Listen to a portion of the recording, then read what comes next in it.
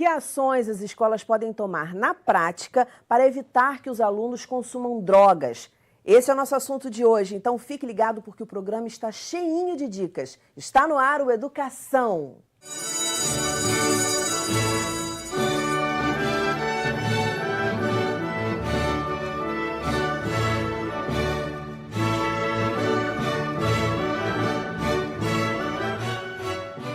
Meus convidados são a psicóloga e professora de atualidades Isabela Espírito Santo, o professor de teatro da Rede Municipal do Rio de Janeiro, Ângelo Mayhofer, premiado no concurso Tirando a Droga de Cena, e a aluna dele, Milena Moura, de 14 anos, que participou do trabalho vencedor do prêmio. Muito bem-vindos ao programa. Isabela, eu queria que você começasse explicando o que a gente tem que ter em mente, quais as ideias que a gente deve ter antes de começar um trabalho de prevenção contra drogas. Bom, quando a gente trabalha com crianças, adolescentes, pré-adolescentes, a gente tem que sempre, acho que, tentar manter um diálogo. Eu acho que o diálogo é o caminho para que a gente possa acessar as informações, para que a gente possa deixar aberto, acho que um canal com eles, né? E para que eles possam também se sentir à vontade para falar das curiosidades, falar das dúvidas, porque eu acho que o mundo vai falar de uma série de coisas, né? Não tem como a gente tentar colocá-los numa redoma, numa bolha. Então, as questões vão surgir, as dúvidas vão surgir. Eu acho que a gente tem que se dispor ao diálogo. E acho que a informação é uma coisa muito importante, né? A informação no sentido das possibilidades que existem, das drogas, os efeitos que são, os riscos, né?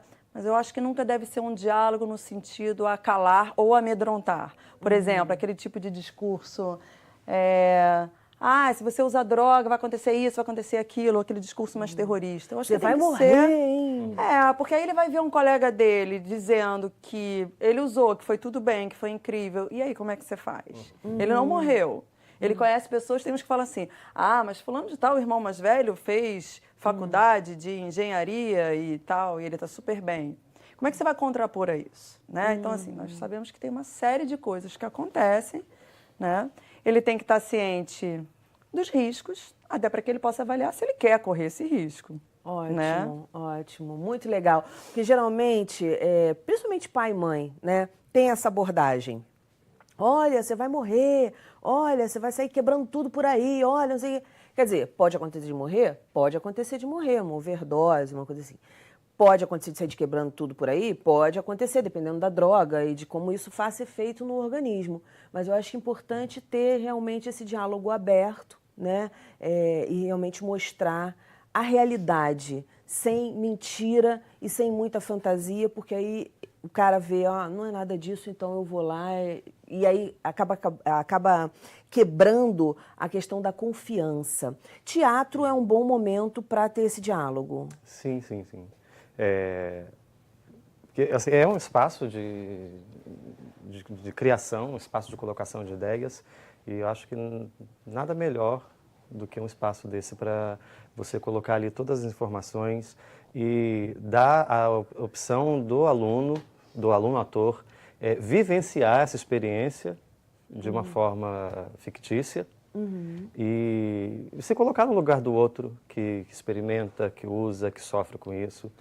E complementando uma coisa que você falou, né, de que assim, o principal é você chegar aberto ao diálogo, e acho que assim, estar aberto ao diálogo é você chegar nesse tema com o jovem despido de qualquer preconceito. Né? E acho que assim você aproxima ele, assim você traz a confiança dele, e ele vê confiança em você também para se abrir, para se colocar. E eu acho que o teatro propicia bastante isso. É sempre trabalho de grupo, é trabalho de equipe. Né? Então, assim, a Milena é minha aluna, mas quando a gente está fazendo esse trabalho, a gente está meio que de igual para igual. Né? Isso então, é muito se importante. enxergar dessa maneira é principalmente muito para importante. adolescentes, essa coisa do igual para igual. Milena, o que você acha disso tudo?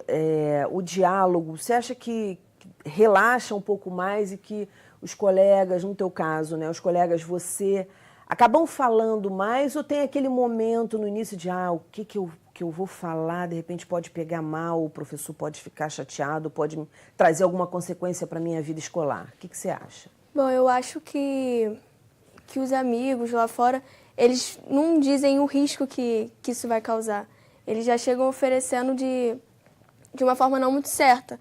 E esse diálogo entre aluno e professor, amigos de verdade, sim, eu acho que é o certo a gente dialogar um com o outro, porque aí a gente vai tirar nossas dúvidas, a gente vai ver qual é realmente o risco, porque nem sempre eles falam a verdade e às vezes inventam muito.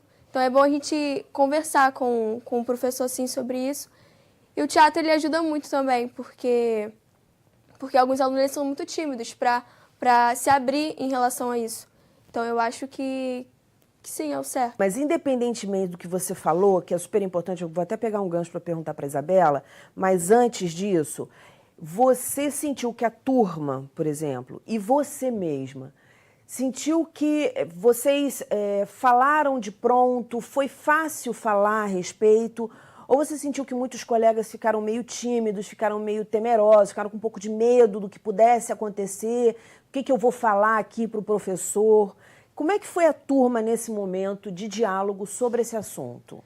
Acredito que sim, que tenham alguns que tenham ficado com medo, tímidos, outros são mais abertos para falar sobre isso.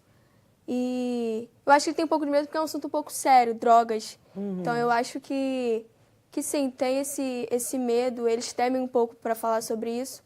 Mas já outros não, outros já são mais abertos, querem assim, tirar suas dúvidas. Porque, como eu tinha dito, lá fora eles não falam com clareza. Como numa sala de aula a gente possa conversar, tirar a dúvida daqueles que têm medos, procurar saber o porquê eles têm esse medo todo. E sempre é muito bom ter esse diálogo entre um aluno e professor. Ângelo, o pessoal que ficou mais tímido, com mais medo de falar, como é que foi isso no decorrer do trabalho? Olha, eu tenho, acho que uma aluna que participou do filme. Eu não foi nem tanto em questão de tocar no assunto, assim, ou participar desse processo de se expor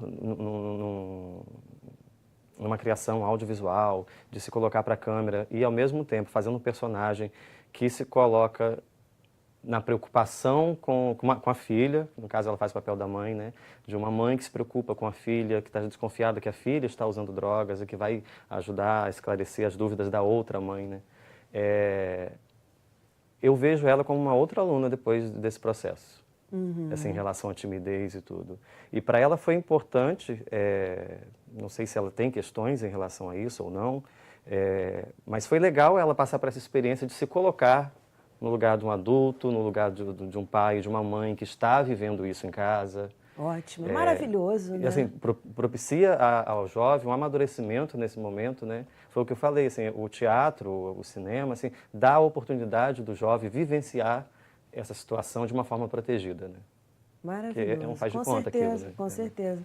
Isabela, pegando o gancho do que a Milena falou, ela falou assim, amigo não te oferece drogas. E aí eu queria que você comentasse essa frase. Olha, os alunos falam que muitas vezes oferecem sim, né?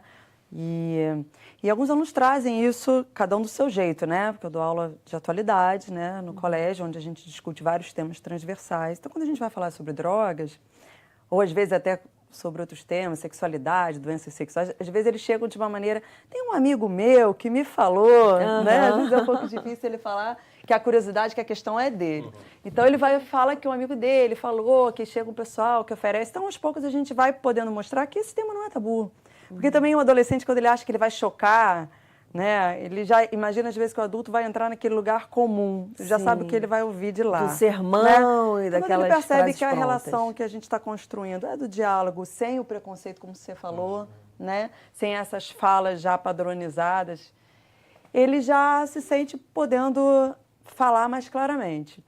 Então, alguns alunos trazem essas perguntas assim, então um amigo meu ofereceu, mas... E aí eu pergunto assim, você acha que é vacilo oferecer? Às vezes eu coloco esse tipo de discussão. Você acha que é bacana oferecer? Aí uns falam, eu acho que acho que o cara não tem que oferecer. Os outros acho normal. E uma coisa que eu faço eles pensar é o seguinte, todo mundo que de alguma forma utiliza e que está oferecendo, normalmente ele protege o uso. Né? Por mais que ele tenha uma crítica, pode ser que ele até tenha algum medo disso aí desembocar em algum problema futuro, ou ele já tenha tido uma onda errada, mas ele ainda está utilizando a droga, de alguma forma ele vai falar bem. Que é o seguinte, por que eu te fiz essa pergunta? A gente tem a ideia, né, de que o amigo é aquele ser perfeito, né, não tem defeito nenhum, ele sabe de tudo. E foi o que você acabou de dizer. Se o cara está curtindo aquilo, se ele está usando, ele está achando bacana, ele pode dizer, olha, isso aqui é bacana, porque a experiência que ele está tendo é legal. Então, assim, eu acho que aí a questão é de escolher quem se afina mais com você, né? E aí a escolha dos amigos tem a ver com isso. Porque, claro que uma pessoa que consome drogas, ela vai ter algumas escolhas de saída, de momento de acordar, de momento de dormir, de momento de comer, né? Diferente de uma pessoa que não consome. Então, assim, achar, porque se é o meu amigo, então eu posso confiar. Por exemplo, né? Você tem uma super amiga, um super amigo, e aí ele vem e oferece, fala assim, pô, é meu amigo, ele não estaria me oferecendo se fosse ruim. Eu vou nessa com ele. Não tem nada a ver, é uma escolha dele. Ele pode ser teu amigo, adorar você, amar você, mas é um momento que ele está frágil, é um momento que ele se desviou ali, enfim, tá procurando uma fonte de prazer que não vai trazer saúde para ele, vamos dizer assim. Então não é porque ele está oferecendo, você tem certeza absoluta que ele seja teu amigo, que você tem que consumir, é nesse ponto que eu queria chegar, né? Aquilo que ele está te oferecendo. E de repente ele está te oferecendo não é porque ele, eu sou um monstro do Lago Ness, eu sou um bruxo que quero te fazer mal. Não, porque ele está perdido, ele está naquele caminho, ele está achando que é uma boa. Ele está achando que é uma boa, que exato. é uma onda bacana que eles podem usufruir, né? E está querendo compartilhar com você. Tem duas coisas assim, que eu penso a respeito disso e quis pontuar bastante no filme que a gente fez, que é a sensação de pertencimento e a questão do prazer. Sim. Principalmente isso é nos muito tempos de importante. hoje, assim, onde tudo é muito rápido, o prazer rápido, o resultado rápido das coisas. Então, assim, eu acho que a droga quimicamente te propicia isso, né? Eu conversava muito com eles no preparo, né, antes da gente criar o roteiro e tudo, até ter ideia da história, que história seria, né? O prazer que eu sinto quando eu chego no final do ano e pego o meu boletim e vejo que passei. Nossa, quimicamente no meu corpo acontece uma série de coisas que naquele momento eu fico, nossa, que delícia ter passado de ano. Eu posso sentir a mesma coisa se eu acendo um cigarro de maconha ou se eu faço uso de qualquer outra droga sintética. Rápido eu tenho essa resposta. Para que eu vou esperar um ano inteiro para sentir isso? Né? E no filme a gente aborda que outras possibilidades o jovem poderia encontrar de sentir fisicamente essa mesma coisa. Segura essa pergunta, então, que a gente vai abrir o segundo bloco com a resposta. A gente vai para um breve intervalo e volta já já, não desgruda.